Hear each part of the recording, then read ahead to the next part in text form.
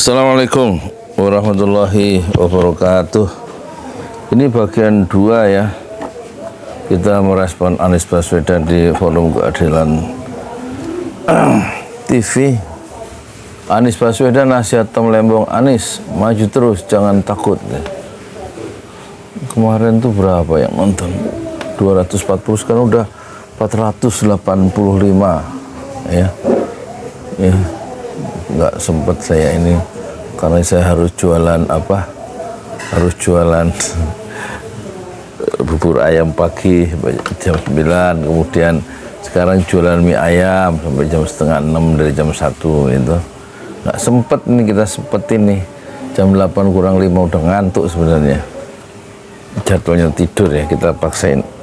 Tuh di luar itu ada turnamen badminton lagi menjelang 17 Agustus. Ada suara kipas angin, jadi memang suaranya nggak ideal ya. Nggak apa-apa lah, yang penting muka-muka masih kedengeran ya. Atau gini, kita deketin, kita lihat, kita pakai OBS ini ya, recording ya, berarti nggak masalah. Saya yang bilang ini tidak bisa. Ini 19 kali, kenapa ya? Karena ada di dalam sana yang bilang tidak masuk, tidak memenuhi persyaratan untuk jadi pidana. Kalau begitu, semua orangnya takut kehilangan jabatan atau kehilangan posisi. Sekarang menit ke-8 ya. Ini orang-orang begini yang kita butuhkan di republik ini.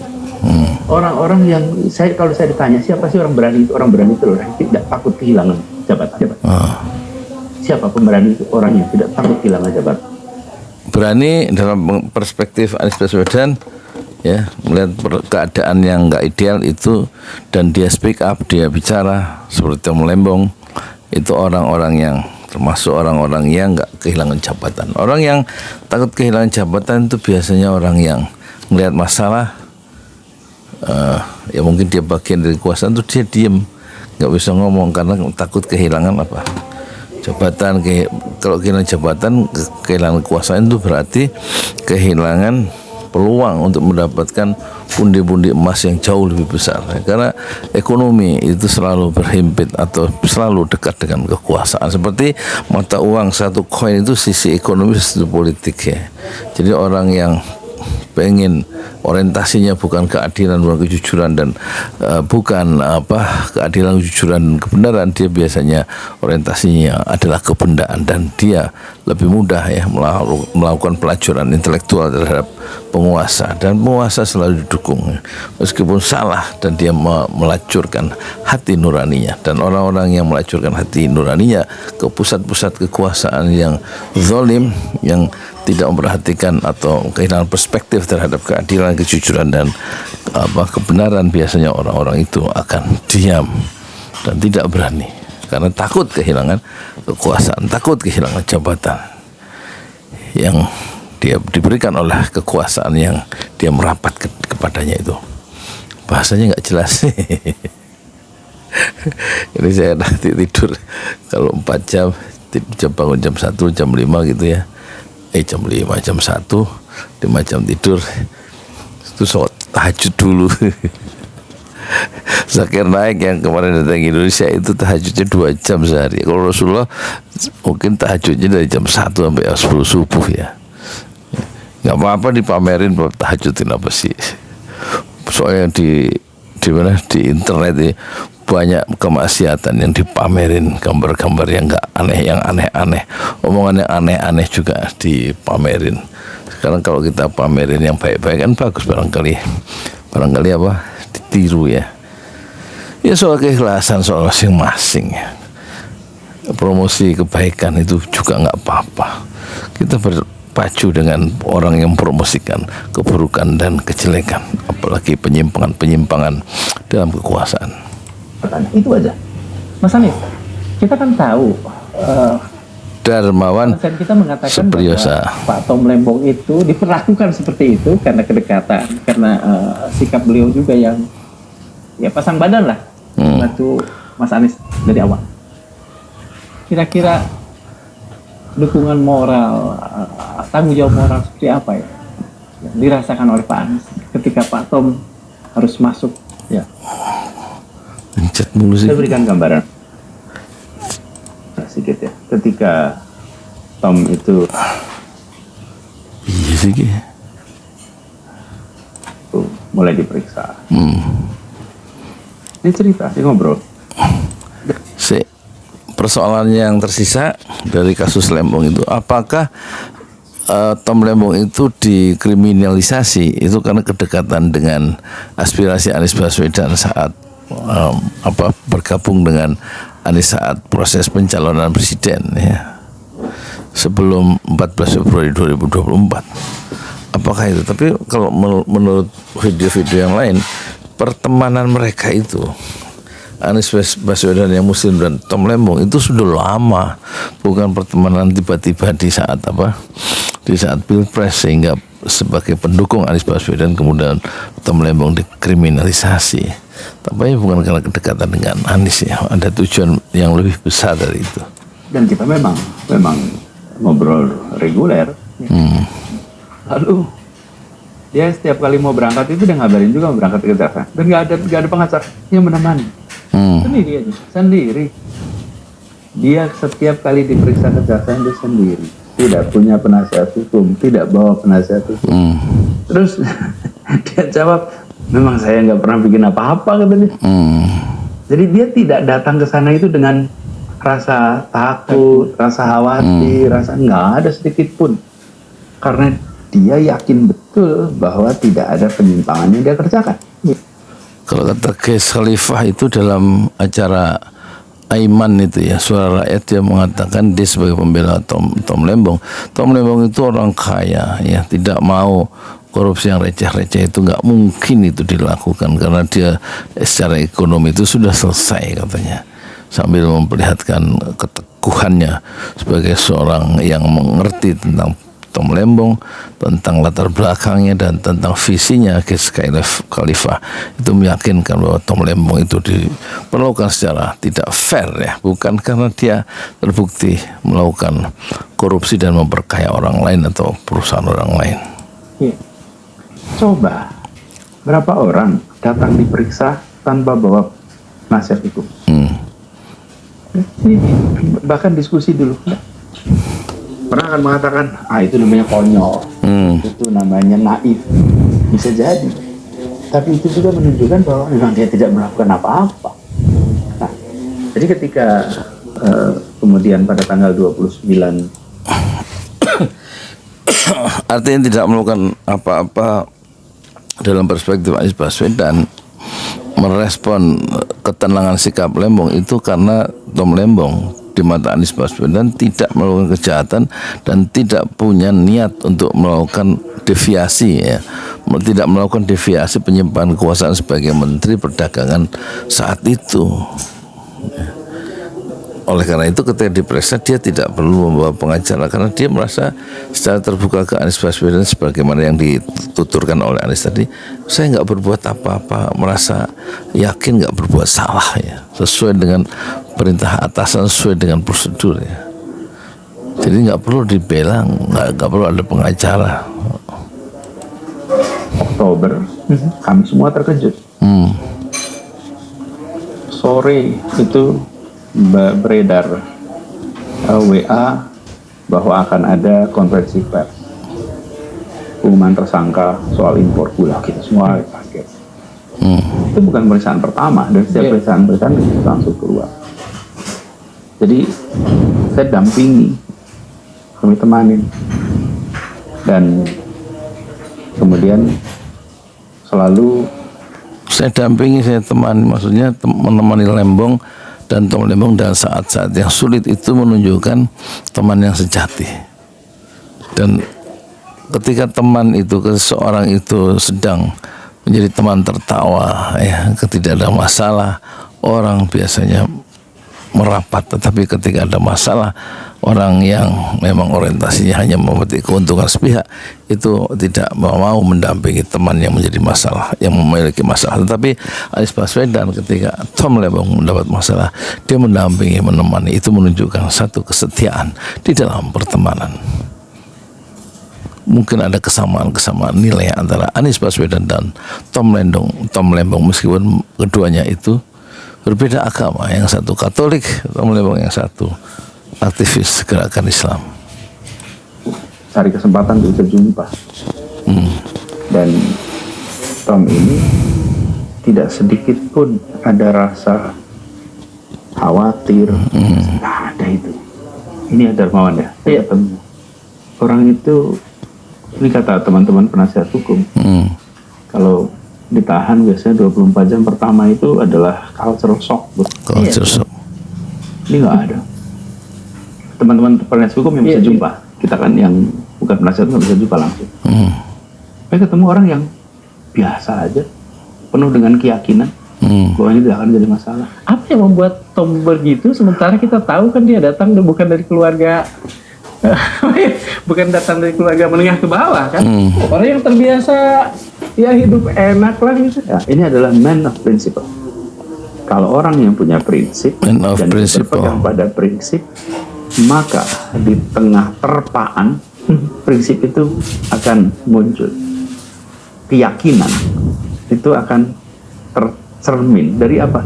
Dari cara dia berpikir, cara dia melihat, cara dia bertindak, itu muncul. Nah, ini orang yang punya prinsip. Keyakinan itu muncul tanpa, kata Anies Baswedan, itu bisa kelihatan, bisa dipersepsi oleh kita dari cara orang itu bertindak, berpikir, merespon situasi atau persoalan yang dia hadapi. Dan orang yang punya prinsip itu tetap tenang. Dan Tom Lembong di mata Anies Baswedan memiliki ketenangan di dalam menghadapi berbagai persoalan karena dia punya prinsip dan keyakinan yang teguh pada prinsip-prinsip yang diperjuangkan. Dan itu bisa dilihat dari cara Tom Lembong memperlihatkan tindakannya, sikapnya, cara berpikirnya, cara bicaranya, melihat atau menghadapi persoalan. Dan itu menunjukkan menurut Anies Baswedan orang yang punya keyakinan dan bahwa dirinya benar karena prinsip-prinsip yang dianutnya. Dan punya prinsip ini dulu dia mau orang yang punya prinsip. Dan pada waktu jumpa Rejim Jokowi itu penuh dengan orang-orang yang tidak punya prinsip ya, kecuali orang-orang yang bercorak oportunistik ya. Banyak intelektual di rejim Jokowi yang sekarang melakukan maintenance distance ya, penjagaan jarak setelah kekuasaan itu hilang di tangan Jokowi ya. Mereka tidak satu pun yang membela Jokowi ketika Jokowi terpa masalah ya. Tidak mendampingi Jokowi dalam kasus ijazah palsu. Partai-partai tidak ada yang bicara membela ijazah palsu Jokowi kasusnya ya. Bahlil tidak membela, Luhut tidak membela, Mahfud tidak membela. Orang-orang Jokowi yang sekarang selesai karena kekuasaan Jokowi selesai, ketika tuannya punya masalah yaitu Jokowi diterpa, dihajar oleh ijazah palsu, mereka tidak mendampingi tuannya dalam kesusahan, tidak membersamai Jokowi. Itu menunjukkan mereka bukanlah teman sejati dan mereka bukanlah orang-orang yang punya prinsip, kecuali memang merapat kepada kekuasaan untuk kepentingan dirinya sendiri dan mengambil terlalu banyak dari negeri ini dan sambil berkata NKRI harga mati. nanti boleh dicek kalau pas ada kesempatan ngobrol dengan penasihat hukumnya. Saya ketemu penasihat hukum, di mana hasilnya? Mereka cerita, Mas, kami ini udah berkali-kali mendampingi orang yang dijadikan tersangka, kasus A, B, C, D, disebutin kasus. Semuanya kami itu membesarkan hati tersangka. Sekarang ini kami membesarkan hati tersangka. Kalimat apa yang dicatat oleh para penasihat? Kan ini saya dengar dari penasihat hukum. Mereka membesarkan hati dia membesarkan hati penasihat hukumnya. Dan penasihat hukum itu ini nggak pernah kami temui. Nah kalau saya jumpa dengan Tom, ya kita ngobrol macam-macam. Tapi kan selama ini saya selalu kita ya dalam berdiskusi, dalam berdialog itu nyambung karena punya kesamaan dalam prinsip, dalam memandang banyak urusan di Indonesia. Dan integritas itu nomor satu. Ya, betul. Dia yakin itu. Jadi dukungan. Jadi Anies Baswedan bicara soal prinsip yang sama dengan Tom Lembong. Yang kedua soal integritas yang dijunjung tinggi oleh keduanya. Itulah yang membuat Anies Baswedan dan Tom Lembong itu bisa bicara segala macam hal dengan cara yang ngeklik karena kesamaan cita-cita di dalam membangun Indonesia ke depan berdasarkan prinsip-prinsip dan integritas yang dicampakkan di era Jokowi. Masalah ngeklik terus sih. Dengan moral, kalau tadi Darmawan tanya dengan moral itu, ya dengan kita terus Sempat bertemu dengan beliau ketika sudah masuk Oh ya, saya berkali-kali berkunjung ke tahanan. Terus? Alhamdulillah, terima kasih pada kejaksaan memberikan. Ada ini misalnya permintaan bawa apa, itu ada di cover sama instruksi apa ya? Ya, ada yang rutin datang. Kalau saya ketemu tentu bawa buku. Yang rutin tentu keluarganya. Ini Darmawan, kalau lagi ngobrol sama dia tidak membicarakan kasusnya. Saya ngobrol ya, nggak ngomongin kasusnya. Jadi dengan kata lain, Mas Anies juga tidak merasa perlu untuk ya jadi sabar gini. itu nggak perlu ya? Oh, bilangin sabar. Iya, sabar. Terbalik. Nis, maju terus ya. Nis, jangan pernah gentar ya. Masya Allah, orang ini itu gimana kita jelasinnya? Biasanya kita datang nih kan, apa ya? Insya Allah ada hikmahnya dari semua. Ini enggak, dia ngomong. Beliau itu dia itu apa ya? Memiliki ketegaran karena keyakinan dan keyakinan itu ditopang dengan berjalan di prinsip yang benar secara konsisten. Jadi kata Anies Baswedan dan Tom Lembong itu orang yang dia persepsi sebagai orang yang memiliki ketegaran, ya. Karena kenapa tegar? Karena dia memiliki keyakinan. Kenapa keyakinan muncul? Karena Tom Lembong itu yakin dia berjalan di atas jalan yang benar secara konsisten. Oleh karena itu ketika bicara dengan Tom Lembong tidak bicara kasus, dia merasa tidak salah dan dia selalu selama ini melakukan kerja-kerja kepemerintahan di era Jokowi juga dengan cara yang benar, tetap mempertahankan nilai dan juga integritas pribadi.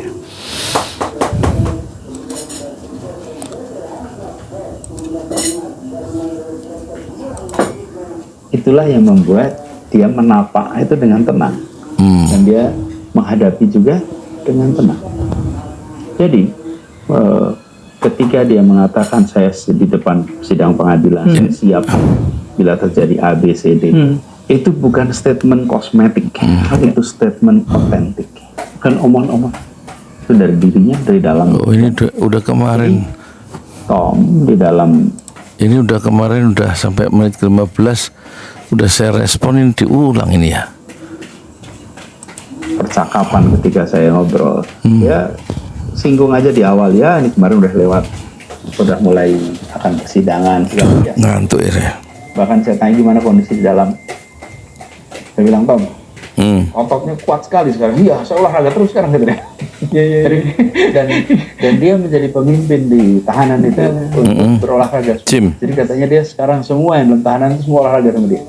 Semua ikut latihan otot, latihan beban ya. Latihan beban. Nah, tapi apa yang dibicarakan? Yang dibahas sama dia, bagaimana ekonomi Indonesia, bagaimana menghadapi krisis global. Itu topik pembicaraan kita. Kita tidak ngobrolin. Jadi menurut Anies Baswedan menggali memorinya saat ketemu dengan Tom di penjara itu, di tahanan itu, tidak membahas kasusnya. Tom juga tidak berusaha mendiskusikan kasusnya dengan Anies Baswedan karena menurut penuturan Anies, Tom itu orangnya selalu berpegang pada satu prinsip di atas prinsip yang teguh ya, sehingga dia yakin ya, karena dia berjalan di atas prinsip kebenaran yang teguh itu.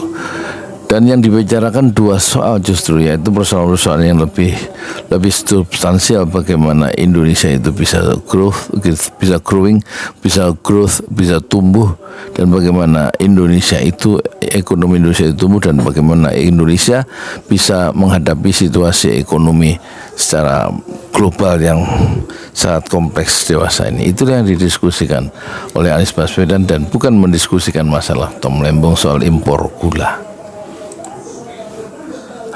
Itu selalu salah. Ya.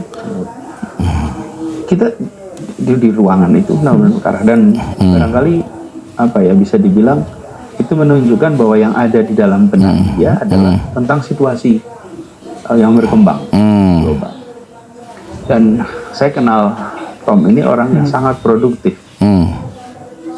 Jadi Darmawan, kalau Darmawan ada laptop, HP, ada laptop, mungkin mayoritas kita akan menggunakan itu sebagai alat untuk menyerap informasi. Lalu sebagian kita akan menempatkan tempat itu untuk hiburan. Netflix. Sebagian lagi menempatkan untuk produksi. Nah, Tom itu yang pertama dan ketiga. Dia ambil informasi, dia gunakan untuk produksi. Daya produktivitas dia itu luar biasa. Luar biasa. Jadi kemana-mana dia akan bawa satu tas, yang tasnya isinya semuanya ada di situ. Dia tidak pernah bisa lepas dari itu. Mau pakai jas, pakai apapun dia kan pakai tas itu. Ada laptop, backpack, ada iPad, enggak, tas Jenjing. Tas jenjing, kemudian di situ ada semuanya, seluruh alat-alat itu di situ. Dan dia akan produktif sekali. Nulis. Dengan seseorang dia akan keluar dengan iPad-nya, dia akan catat semuanya itu recording. Dan dia adalah penulis yang cepat. Penulis yang cepat. Maksudnya apa? Dia bisa dibilang tidak pernah bisa berhenti itu. Bisa sampai malam, sampai larut pagi sudah mulai lagi. Betul-betul seorang yang workaholic. Workaholic itu berkarya. Kalau itu tulisan harus berpikir, kan, Wan? Kalau tulisan itu harus berpikir.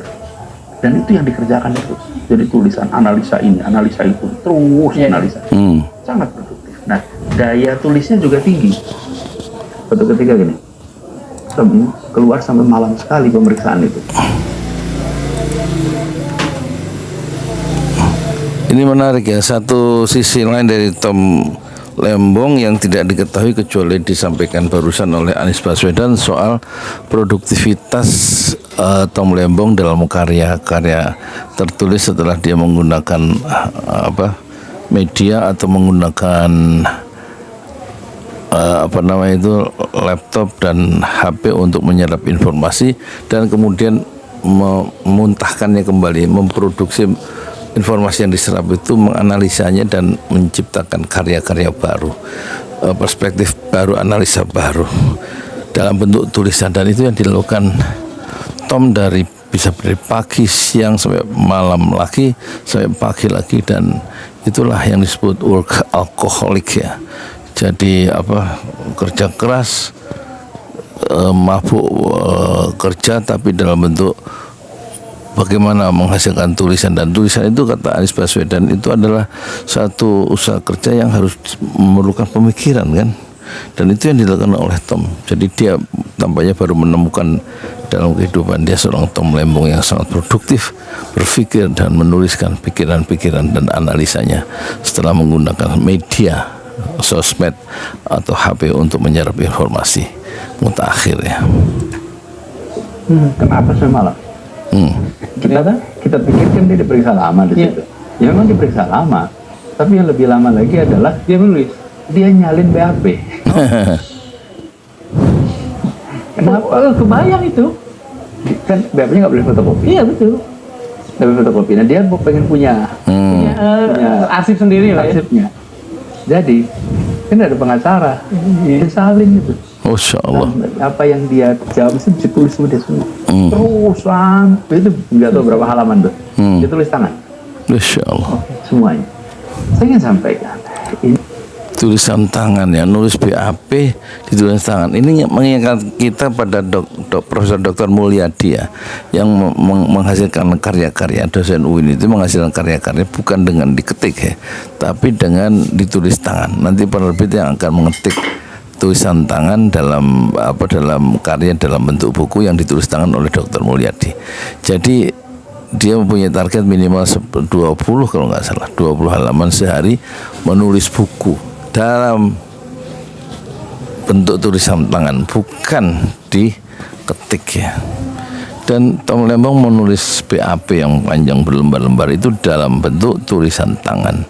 Menurut Anies Baswedan ini satu kekuatan intelektual dan juga kekuatan pemikiran atau kekuatan etos keilmuan yang tinggi ya, dari Dr. Mulyadi dan juga dari Tom Lembong, yang fakta itu kegiatan intelektual yang sangat intens itu disaksikan sendiri oleh Anies Baswedan nih, terhadap Tom Lembong. Ini adalah anak seorang yang sangat cerdas, berasal dari keluarga yang amat mampu, dapat kesempatan pendidikan Harvard ya, satu universitas terbaik di dunia, dari Universitas Harvard. Dan orang ini bisa berkarir dimanapun di seluruh dunia. Dan dia memilih untuk pulang dan berkarya di Indonesia. Dan dikriminalisasi. Dan tidak menjadi kapitalis penggerogot ekonomi Indonesia. Dia bukan bagian yang mengkeropokkan ekonomi Indonesia. Bukan menjadi kapitalis yang menggerogoti ekonomi Indonesia sebagaimana pejabat-pejabat lain ya. Pejabat-pejabat lain tuh ya udah semua orang juga udah tahu, orang-orang yang mengerubung ke Jokowi ya. Tampaknya intelektual murni itulah yang akan dikatakan oleh oleh Anies Baswedan terhadap ya tentang etos keilmuan dari Tom Lembong ya, meskipun berasal dari keluarga yang mapan secara finansial dan juga lahir dari sistem pendidikan yang terbaik di Amerika, yaitu Harvard, dan pulang ke Indonesia dia tidak menjadi orang yang serakah ya, paling konservatif di dalam sektor dia. Iya. Di tempat ini seringkali high risk high gain, low risk low gain. Orang yang sangat konservatif. Karena itu dia punya reputasi sebagai orang yang konservatif. Hati-hati di dalam mengambil keputusan, hati dalam investasi, hati-hati dalam menganjurkan orang berinvestasi. Karena dia bidangnya adalah private equity fund, mengelola investor. Dan di kalangan investor-investor internasional semua kenal. Kira-kira gini, kalau mau investasi di Indonesia yang aman, tanya sama Tom. Kalau mau cari yang cepat returnnya, mungkin tanya yang lain. Tapi kalau sama Tom, returnnya mungkin sedikit, jangka panjang, tapi pasti aman karena dia Konservasi sangat tadi. low risk and prudent, hati-hati. Reputasi itu sudah ada di mana-mana, orang semua tahu. Lalu dia memilih untuk siap menghadapi Republik. Dan ketika mengambil keputusan yang sampai dalam sidang pengadilan pun, tadi saya bicara reputasi itu kan publik. Di dalam sidang pengadilan pun, hakim pun mengatakan bahwa dia tidak mengambil keuntungan, dia tidak mendapatkan uang. Tidak ada mensre ya, Tidak ada mensre. Tidak ada niat jahat ya. Jadi bukan hanya dibuktikan oleh kata orang sebelum di pengadilan, tapi kata hakim di dalam pengadilan hakim. Nah, dengan situasi begini lalu dia mengalami hukuman penjara. Pesan apa yang sedang dikirimkan oleh Republik ini kepada orang-orang baik yang ada di seluruh Indonesia? Kepada orang-orang best brain yang ada di seluruh best brain, pesan negatif, pemikir terbaik yang hari ini sedang kuliah di mana-mana. Kita sering mengatakan pada mereka setelah selesai kuliah pulang, jangan buru-buru jangan berjalan dulu, lalu kembalilah ke Republik. Lalu mereka akan nengok, ini menghadapi situasi begini bagaimana? Tom Lembong saja ya, kalau sikap terhadap Tom Lembong seperti itu, orang yang prudent, yang selalu prudent, hati-hati ngambil keputusan, hati-hati dalam mendorong orang untuk investasi. Dan kalau orang Barat atau orang asing ingin investasi di Indonesia itu supaya aman itu selalu menghubungi selalu bertanya pada Tom Lembong karena dikenal reputasinya di dalam advice-nya yang hati-hati, yang mementingkan prudent, bukan yang mementingkan return yang cepat di dalam investasinya.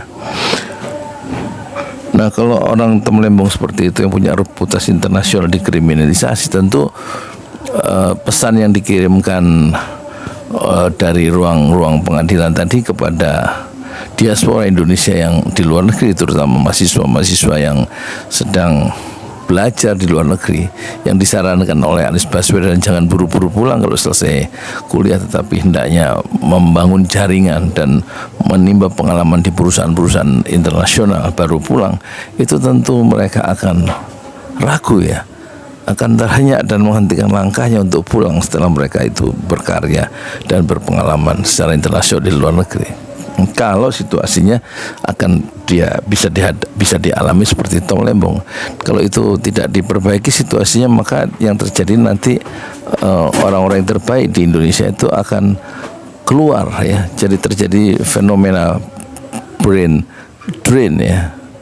Pikiran-pikiran terbaik, orang-orang terbaik itu justru tidak mengabdikan gagasannya, komitmennya untuk membangun Indonesia, tapi justru dia keluar secara beramai-ramai di Indonesia untuk mendapatkan rasa aman dan penghargaan dari dunia internasional yang mungkin yang jauh lebih baik daripada di negerinya sendiri. Jadi ini bahaya yang mungkin juga dikhawatirkan oleh sebagian orang termasuk Anies Baswedan, terjadinya proses gejala brain drain kalau memang situasi ini orang tidak speak up dan tidak dipersoalkan hukuman 4,5 tahun yang dialami oleh Tom Lembong yang dia merasa diperlakukan secara tidak adil ya, Tom Lembong oleh hakim, oleh pengadilan ya. Yang seluas itu jaringan, sekaliber itu pribadinya. Yang kedua prosesnya. Ya. Ini proses sidang yang direkam oleh semua media.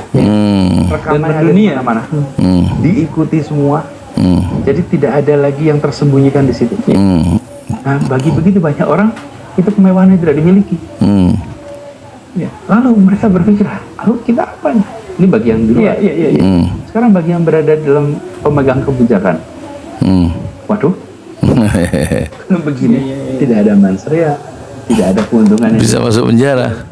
Tim hukum lah yang bisa menjelaskan itu. Mereka menjadi gamang untuk berbahasa ya. Pejabat-pejabat nggak berani ngambil keputusan kan. Wewenang ini pada akhirnya. Bisa begitu kan? Ya, ini menimbulkan ketidakpastian. Seharusnya rasa aman yang muncul, yang kemudian terjadi adalah kekhawatiran. Konsekuensinya apa?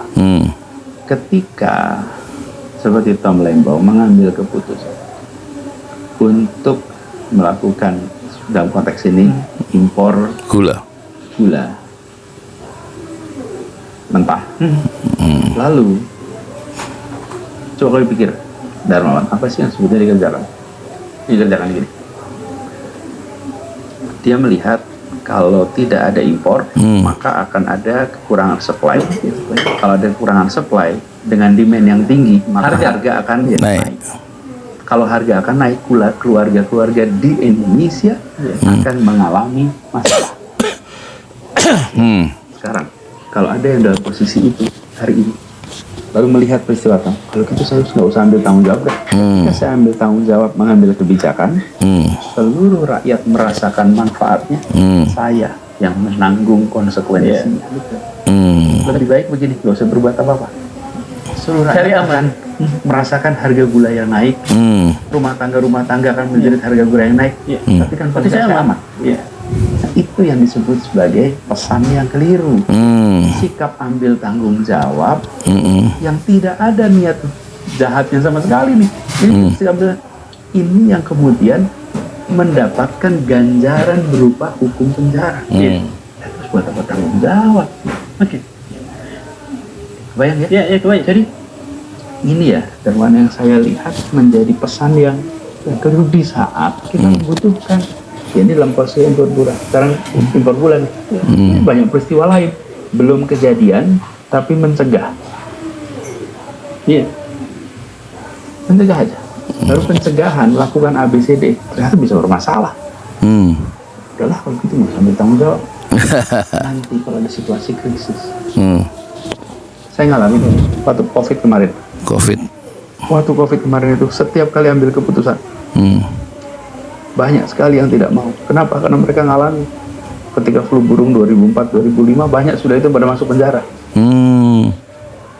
Jadi orang takut nih. Ini kan apa namanya sesuatu yang katakan saja menjadi rawan, berbahaya. Mengapa misalnya tidak ada? Harusnya Anda jangan motong dulu, dia jelaskan dulu kasus Anies Baswedan tadi loh. Takut mengambil keputusan dalam konteks flu burung atau COVID yang kemarin. Supaya agak lebih lengkap perspektif Anies Baswedan itu kita pahami ya. Kekuasaan tertinggi yang menyetop itu semua sehingga kemudian dampak buruknya tidak terjadi. Ya itulah. Apa ada apa namanya bayang-bayang lain lebih kuat yang kemudian Saya nggak tahu. Saya nggak tahu. Saya tidak bisa juga berspekulasi. Tapi yang perlu dikerjakan justru itu, memastikan bahwa penegakan hukum sama dengan penegakan keadilan. Bahwa yang diberikan adalah pesan kepastian hukum dan pesan bahwa melindungi orang-orang yang mau ambil sikap tanggung jawab selama itu tidak ngantuk aku. Tidak ada niat buruk, niat jahat di situ. Nah, itu sebabnya saya ingat pada masa awal-awal itu. Awal apa? Bulan November, saya pernah sampaikan kita menghormati proses hukum. Tapi itu koma. Yang benar. Kalau proses hukumnya sesat, ya itu pertanyaannya. Jadi itu koma. Kita harus menghormati proses hukum. Nah, yang seringkali ketika berada di dalam pemegang kewenangan itu ada kecenderungan saya tidak mau intervensi karena saya menghormati proses hukum. Itu benar. Kalau proses hukumnya benar. Ya. Tapi kalau proses hukumnya tidak benar, ada masalah, dan negara pilih tidak mengkoreksi, kapan ini beres?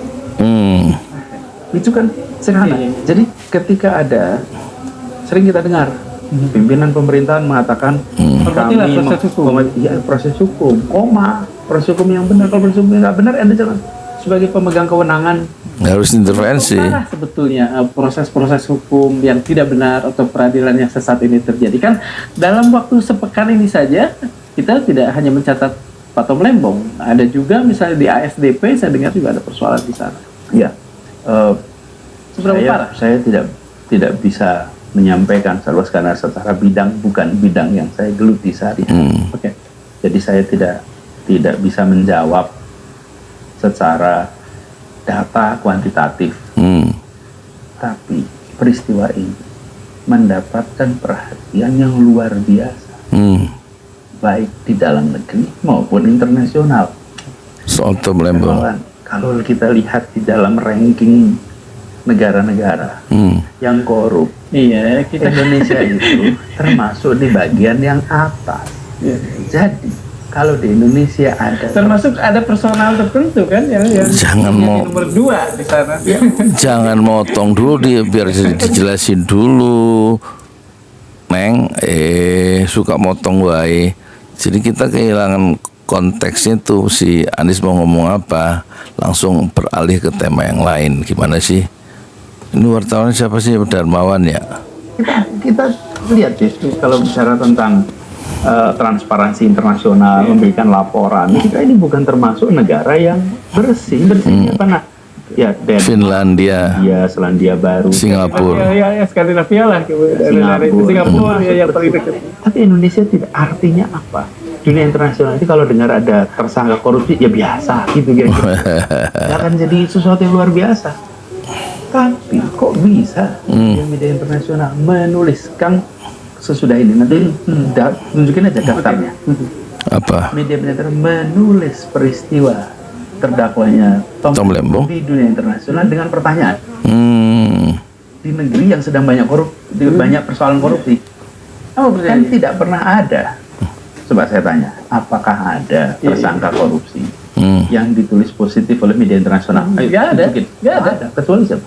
Tolembok. Jadi ini kemudian Ini dipotong ya, kenapa dipotong? buat perhatian yang begitu besar, momentum. Untuk apa? Yuk kita perbaiki sama-sama. Kita perbaiki sama-sama. Kita akan menginginkan Indonesia yang berkeadilan. Mas Anies mengatakan ini momentum untuk memperbaiki bersama. Potong wae. Itu mengajak. Artinya kalau dari sisi lain, pihak lain dianggap sebagai Biarin dijelasin dulu, jangan langsung dipotong, kan dia belum selesai tuh ngomong.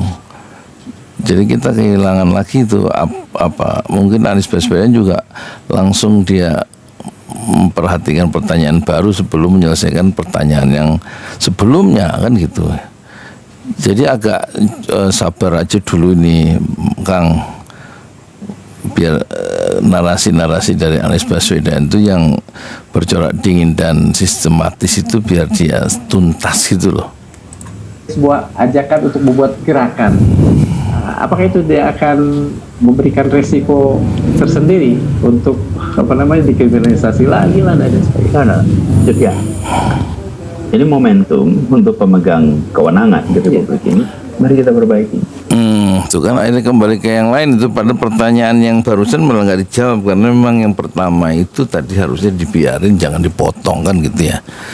Jadi posisinya Anies Baswedan bukan memblame, mengecam keadaan, tetapi bagaimana kita memperbaikinya ke depan dengan kasus-kasus masalah yang dihadapi bersama ini, termasuk kasus Tom Lembong. Problem bukan muncul bulan lalu kok.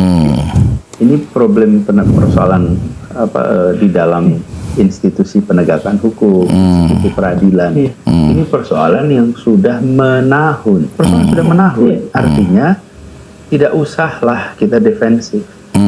Saya beri ilustrasi. Waktu saya bertugas di Jakarta. Ketika saya bertugas di Jakarta, lalu ada yang jadi gubernur protes soal ini masalah air, ini masalah sampah, ini masalah, marah-marah keras sekali kepada pemerintah daerah. Saya nggak usah merasa tersinggung. Masalahnya udah ada sebelum saya jadi gubernur. Jadi nggak usah personal. Wah, ini menyerang saya, bukan, ini mau masalah udah ada di sini dari dulu. Saya sedang mulai bertugas. Terus saya sekarang muncul masalah. Untuk muncul, yuk kita berbagi sama-sama. Saya nggak ada sedikit pun rasa tersinggung, mau ikut menutup-nutupi, enggak lah. Nah, saya usul mindset itu yang dipakai. mindset. Jadi siapapun yang hari ini sedang bertugas, Mari perbaiki bareng-bareng. pemerintahan, di institusi penegakan hukum, tidak usah merasa ini tentang dirinya. Bukan. Ini adalah problem yang sudah ada bertahun-tahun. Jadi ketika kita mengatakan yuk kita mau perbaiki, ini bukan lagi nuding Anda. Nggak usah, ini bukan nuding. Dan kita juga tahu ketika mereka berada dalam sistem yang sudah bermasalah. Mas Anies merasa ada sisi-sisi personal tertentu nggak? Yang misalnya ketika tadi, ayo kita perbaiki bersama, tiba-tiba kemudian ya ada hal-hal tertentu yang tidak mengenakan. Nah, itu yang saya maksud, bahwa jangan ini dipandang sebagai tentang diri, pemegang kewenangan, pemegang itu. Problem udah ada sebelum ada pegang kewenangan kok. Problem lama, tinggal solusinya Saya berharap dari kepemimpinan di tangan penguasa baru seperti apa. sekarang melihat persoalan ini juga dengan objektif dan menjadikan peristiwa-peristiwa besar seperti ini, besar perhatiannya, sebagai kesempatan untuk menjadikan wake up call. Yuk kita perbaiki yuk. Ini bisa terjadi pada siapa saja. Dan Jadi poinnya udah dapat ya. Masalah yang dihadapi oleh Tom Lembong itu salah satu masalah yang dialami oleh bangsa kita, dan persoalan itu sudah terjadi bertahun-tahun di berbagai institusi. Jadi kasus yang ditunjukkan oleh kasus terakhir oleh Tom Lembong yang menjadi perhatian internasional itu seharusnya menurut pandangan Anies Baswedan tadi dijadikan momentum ya, saat yang tepat, semacam apa tadi, wake up call ya, panggilan untuk kita bangun bareng-bareng memperbaiki keadaan ya, dan bukan kritik-kritik yang diberikan terhadap keadaan bukan menyangkut menyasar seorang kepada personal atau lembaga yang dimaksud, tapi ini persoalannya sudah lama dan ayo kita perbaiki bareng-bareng. Itu kira-kira poinnya ya. Jadi nggak usah ditanggapi secara baper istilah Darmawan tadi, tapi hendaknya kritik itu ditanggapi secara objektif dan kita perbaiki bersama-sama. Wis gitu ya, aku wis ngantuk. Assalamualaikum warahmatullahi wabarakatuh.